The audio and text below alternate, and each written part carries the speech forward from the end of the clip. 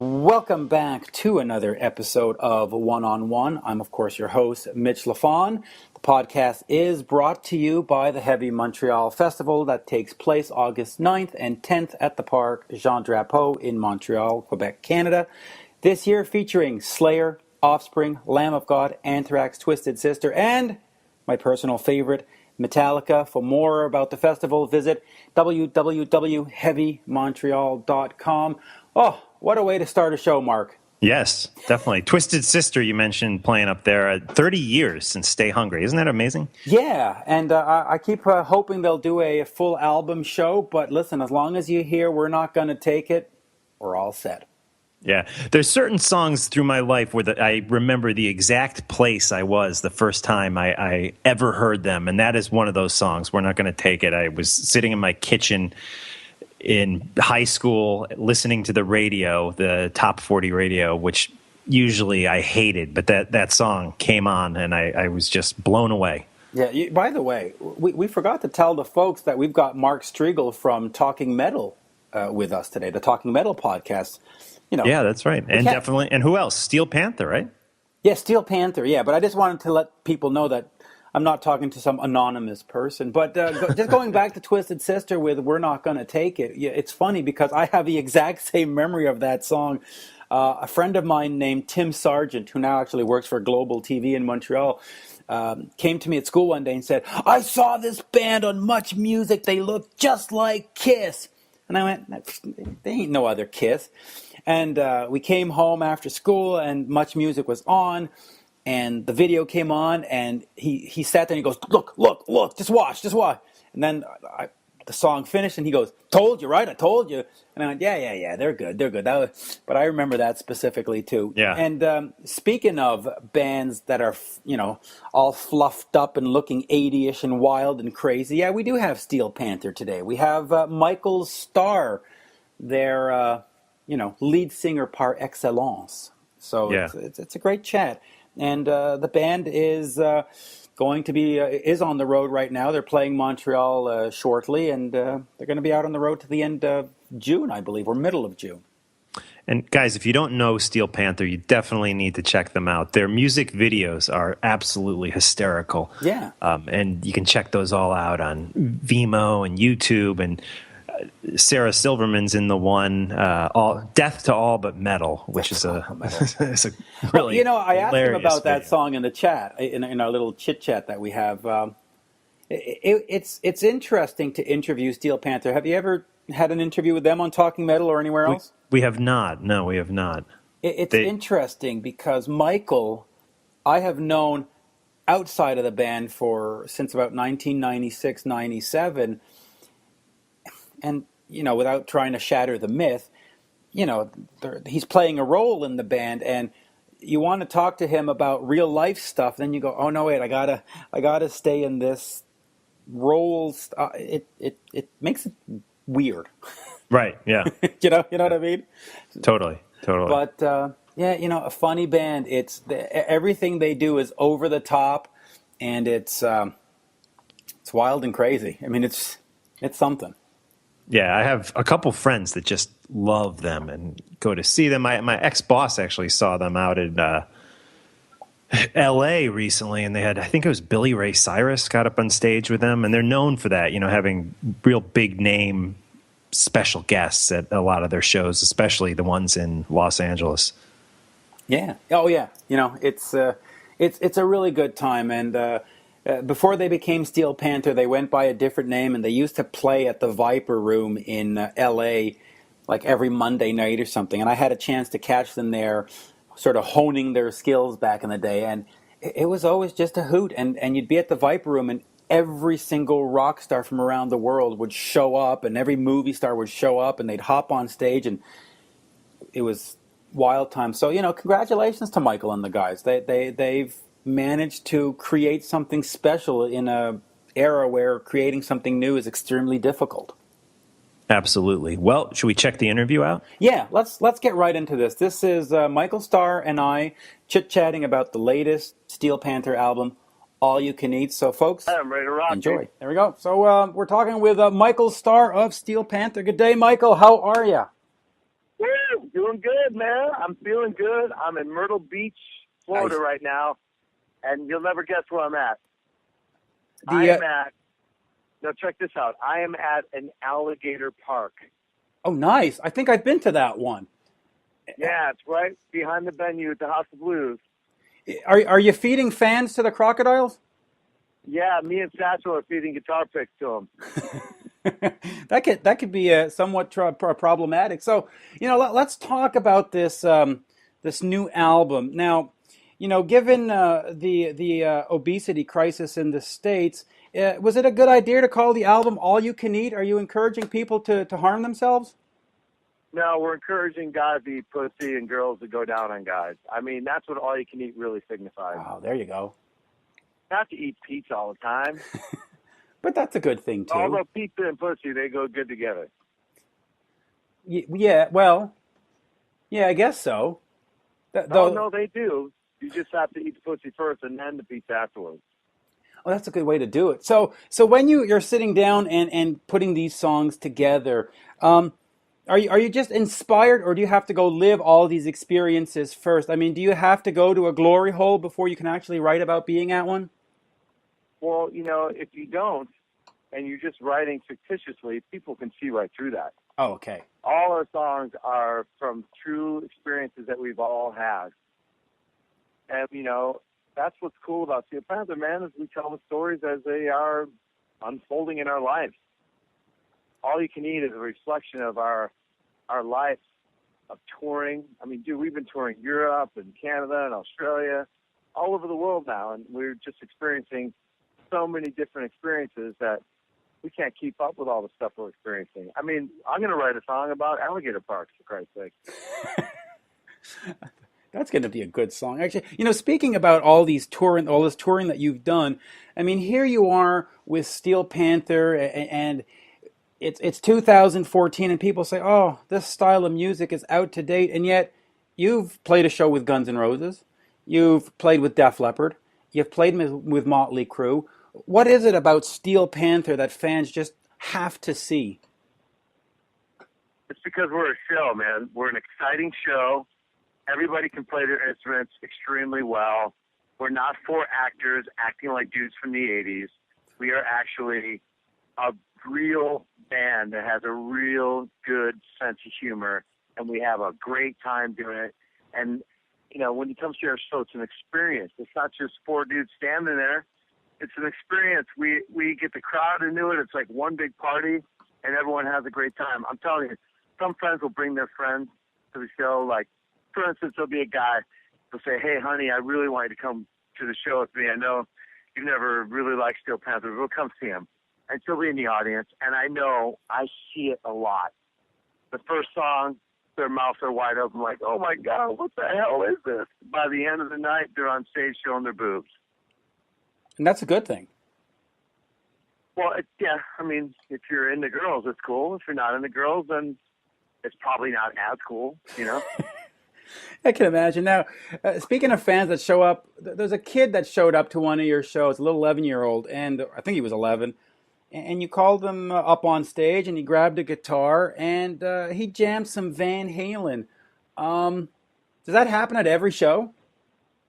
No, as a matter of fact, that was a one-time deal for us, and he's been following us around with his dad, and he's getting better. He hasn't grown much though. He's 11 years old. He's still a little dude, but he's rocking, man. He's doing good, and I gotta tell you, it's really cool when you can get kids on stage to play Eruption from Van Halen. That means we are shaping and molding the minds of American kids and other kids around the world on how to rock. Yeah. It's really a testament to our, ability to really influence. And, it's great because heavy metal has obviously had its down times, but I think it's on the way back up. And, it's just really true. Like when I was a kid and I heard people talking about, "Oh, we have to teach our kids so they're educated when they get older." It's true, man. You got to teach kids to rock. Yeah, you really do. Why do you think rock has declined? I mean, why are fans or people so much into, rap and all that other nonsense? Well, I got to tell you, I don't think it's really died. I think what's happened is people are just able to get music on their own. You don't have to listen to radio stations, to hear your music. If you have an internet connection, you can listen to whatever you want. And I know that's true because when we play shows, they're full. There's tons of people, young, old, middle-aged, rocking out to Steel Panther. When we go do those festivals across the United States or in Europe, it goes off. There's tons of people who love metal. Yeah. Nothing is wrong with it. We're just missing the arena bands. That's the one difference right now. There's a few still holding on. Steel Panther took some time to get going. There was a lot of playing out in California at the Viper Room or whatever it was called, Whiskey, or wherever you were playing. Why do you think the band caught on? I think it was just a matter of time. The band, I feel like we're an extremely talented band. Yeah, I agree. And thank you. And I think we have really great songs. Yeah. And it's just been a matter of time. I think we've outlived most of the executives at record labels. The guys that were saying no in the beginning, well, they got replaced by somebody else that was kind of into it, and then they got replaced by someone that was like, oh my God, this is killer, and then they signed us. Yeah, the band has a great sense of humor, as you can tell through the song and the lyrics, and even the kind of interviews you do. Is there a point where you put down that sort of humoristic side and get into more of a pardon me? Yes. Yeah. When it comes down to us performing the music, Yeah. that's the serious part of our show. Okay. Because when I was younger, if I went to go see my favorite band and they didn't sound like the record, I was bummed. Okay. Van Halen was the only band that I would give a pass to do that, because Dave was so charismatic and he could handle the crowd even though he wasn't singing half the songs. And then Eddie wouldn't play the songs like they were on the record, but he would do something else. It was amazing, right?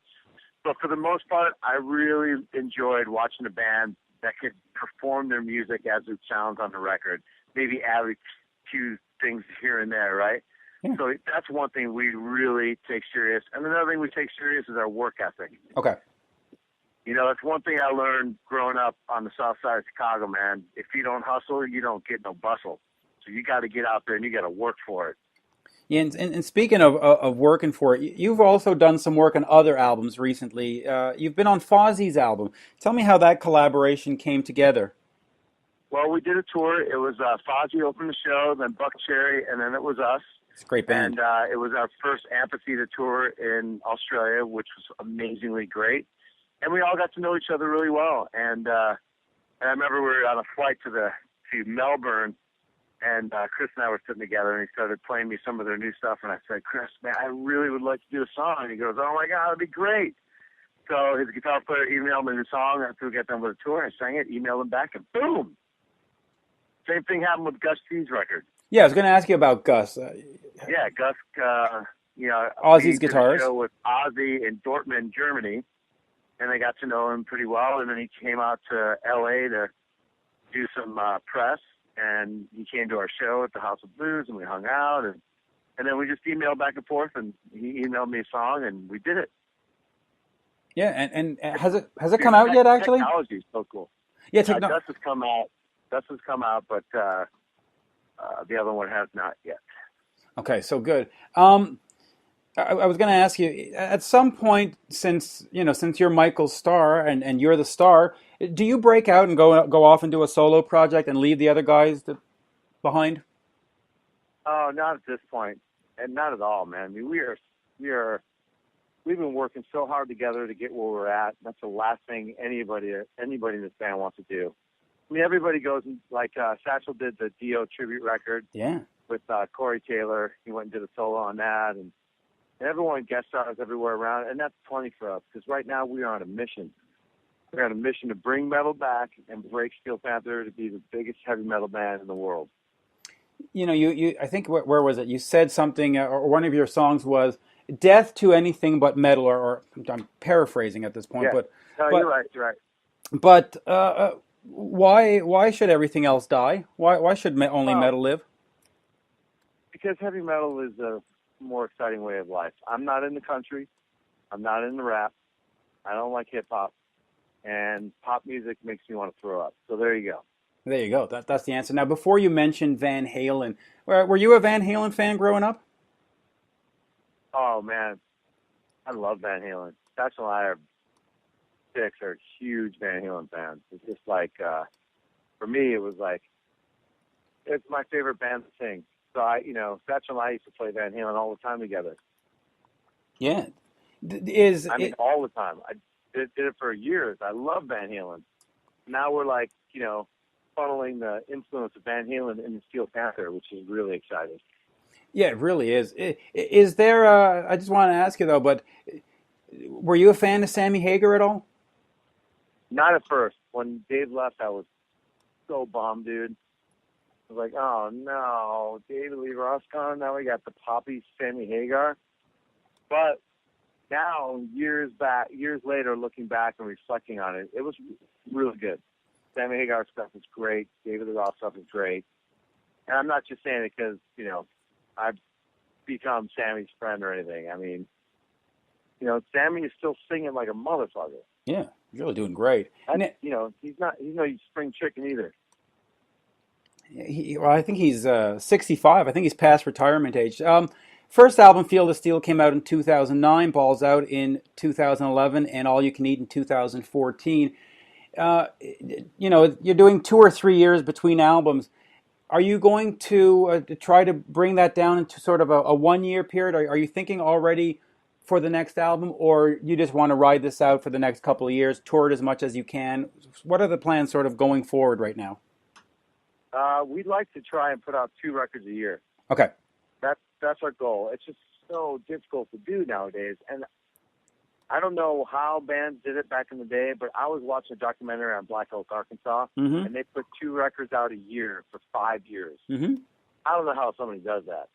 I just don't know how it's done, but, we want to put out as much music as possible because not only is it fun, but it's just great to, get new stuff out to everybody. And Satchel writes a bunch of stuff, he's a fast writer. He's the main writer in the band, so he'll write a song, we'll come up with a subject, from an experience that we had, and then he'll come up with a song a week and a half. Which is reasonably quick. Why not just go to iTunes, though? Why the importance of actually making an album of 10, 13, 14 songs? Why not just pop 2 out, put them on iTunes, move along? Well, because it's like when you open up an issue of Playboy, you look at the chick, right? Right. It's fake. It's a great picture, but wouldn't it be cool to squeeze her tits in person?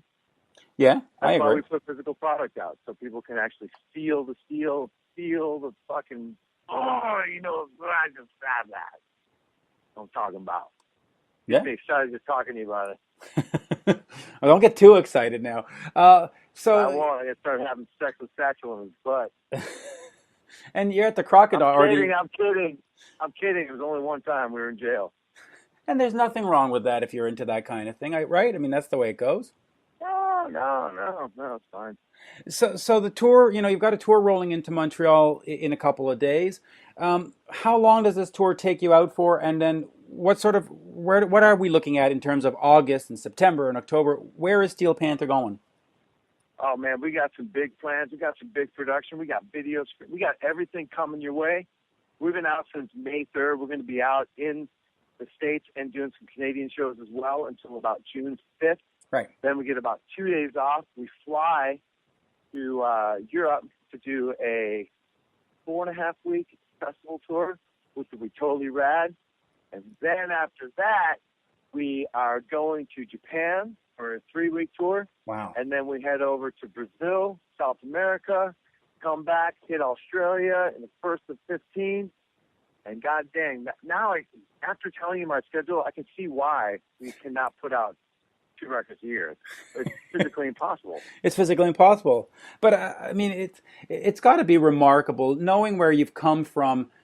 This success. Do you wake up every morning and just pinch yourself and go, "Wow, what's going on here? This is crazy." I mean, I'm playing Japan next week. Are you? Yeah, it's so surreal to travel like this because, I've got to experience, and the guys and I have experienced so many new things. Just waking up One day we're in France. The next day we're in, Germany or Sweden or Norway or Russia or Poland. And it's crazy. But the fans are all cool. Everyone's the same. Most everybody speaks English. And it's amazing, dude. That sounds like a song title right there. Most Which everybody one? speaks English. I think you might want to write that down for the next album. It's true, man. Everybody's second language in Europe is English.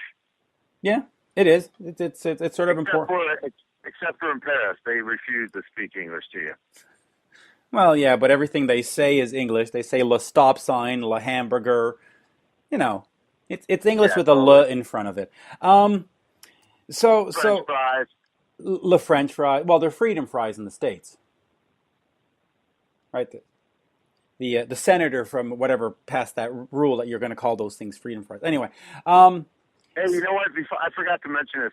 Thanks for moving around the interview. Sorry about a couple days ago. And thanks for accompanying me. I appreciate it. Yeah, and it's accommodating me. Yeah, not a problem. It's always a pleasure talking to you. And you got to encourage people to get out to the show. So people should go to SteelPantherRocks.com. Anything else? Yeah, hit up my Twitter. Michael Starr with 3 R's is my Twitter handle. And we're also on Instagram. Michael Starr with 2 R's on Instagram. So hit me up.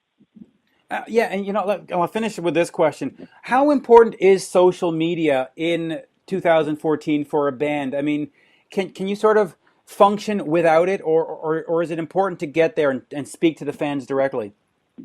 Well, we have over 400,000 followers on Facebook. Wow. If we sell one of them a record, we've gone gold. So there you go. That's how important it is. It really is. And it's funny that a lot of those fans don't seem to translate to actual album sales. Sebastian Bach said he has 800,000 fans and sold 4,000 albums. And he said, well, what are you doing on my Facebook page? Are you just there to look at the pictures? That's got to be sort of frustrating. It's how do you turn those likes into actual buys, right? Well, I'll tell you what, dude. It's all about percentages. It's like if you walk into a bar and there's 10 hot chicks, you're not going to fuck them all, even if they know you. But right. You might get 2 of them. There's a good odds. Yeah. Yeah, that's So if you have 400,000 people and you sell 20% to 20% of them, you're fucking kicking ass. Yeah. All you need is to get. Thank you. All you need to do is get way more followers. Yeah, that's all you need to do. There you go. So thank you, Michael. Always a pleasure. You're welcome, bro. I appreciate the interview. I'll talk to you soon, man. Yeah, thanks. There you go. So I hope you enjoyed that. Yes, definitely. And you know what else I enjoyed? The Alice Cooper interview. Nice job with that, man. Right. So good. That was episode 12, right? I think so, yes. Yeah, Alice even plugging it on his own website. Amazing. Yeah, that interview's gone crazy. Alice plugged it on his website. It's been retweeted. Luke Carl, who was part of that show, retweeted it. Listen, speaking to Alice Cooper is one of the greatest joys in my life, especially in the position I'm in to do these interviews. Because, first of all, you don't really have to interview him. You just say, hey, Alice, and he'll go speaking for 15 minutes, which is perfect. He's so nice. He's exceptionally kind. At the end of the interview, he says, hey, have your son come down. And he actually means it. Yeah. When it was on the Alice Cooper Iron Maiden tour of 2012, was it? Or 2011? Maybe it was 12. I'm not sure, but that's actually, I was at that show with Luke Carl. We hung out beforehand. That's one of the 2 times I actually hung out with him. See, what a small world we live in. But, I emailed the office and I said, hey, Alice had said during an interview, and they wrote right back and said, yeah. And so my daughter and my son and I, we all had passes. And after the show, we sat on the bus, and Alice said, Alice barely even talked to me. He took my 2 kids and he said, do you want Gatorade? Do you want any snacks? And then he started talking about different horror movies that they had seen, like Abraham Lincoln Vampire Hunter and all this. Right. And they sat there for an hour and chit-chatted with Alice Cooper for an hour. And I said, okay, well, it's time to go. And they said, oh, wait, we got to take pictures. And then they sent the I mean, who does that? Yeah, it's interesting too because you don't get any bigger than Alice Cooper, and No. it's like you know sometimes when you're doing these interviews, you talk to a much smaller band, and you know the guy is not cool or has an attitude, but here you're talking to Alice Cooper, and he just sounds like the nicest guy, Yes, ever. You know, and he says what he does, or he does what he says, I should say, and he doesn't have to do that. He's Alice Cooper. He could just say, "Hey, interview guy, piss off," and I'd still love him. right? Yeah. You know what I mean? So the fact that he does that is unbelievable, and he gives you nice, honest answers. It's not this prefabricated stuff. And when I asked him about the cocaine use, he went, "Yeah, all right, let's go," and we started talking about it. When I asked him about Anyway, listen, thrill of a lifetime. The other thing I would give him credit for, which is just great is music. so big, great music, obviously. There you go.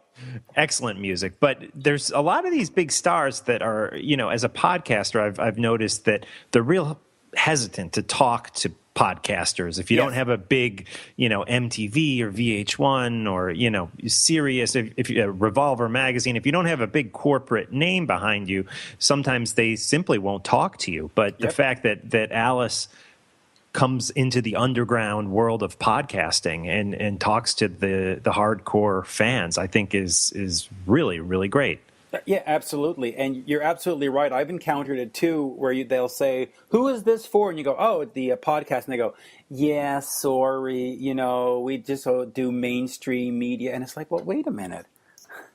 Podcasts are becoming more and more successful. And it's not just the podcast. The way that we exploit it, we've got different websites that we send the news to, and they reprint it, and the message gets out. I mean, it's not it's not some kind of underground illicit. Anyway, listen. Yeah. Alice Cooper is the greatest. He's the greatest person.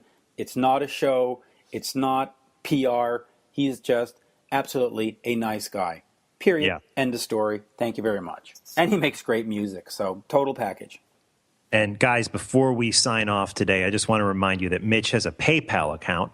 If you like what you're hearing and you want to support Mitch, go to the PayPal website and donate to his account. It's mitchminute@aol.com. And that helps pay for, just the basic stuff, Skype and Mitch's gas to get to these interviews. And basically Skype. Yeah, I had to throw on another $30 today on the Skype just to re-up, because I've done 7 interviews this week, and the money I had in there just went flying right out. But listen, it is what it is. It's you got to do it to bring these interviews to the fans. Did I plug Heavy Montreal one more time? No, you did not. Oh. You did it at the top of the show, but we got to do it again. Yeah.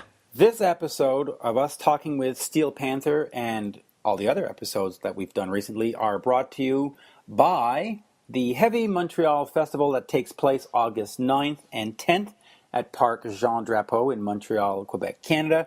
This year it features performances by Slayer, Metallica, Offspring, Lamb of God, Anthrax, Twisted Sister, and so many more.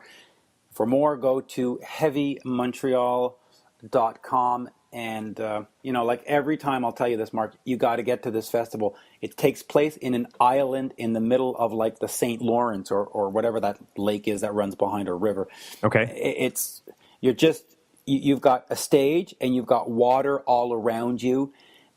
It's gorgeous. I mean, it's like being on a cruise, but in the middle of a city.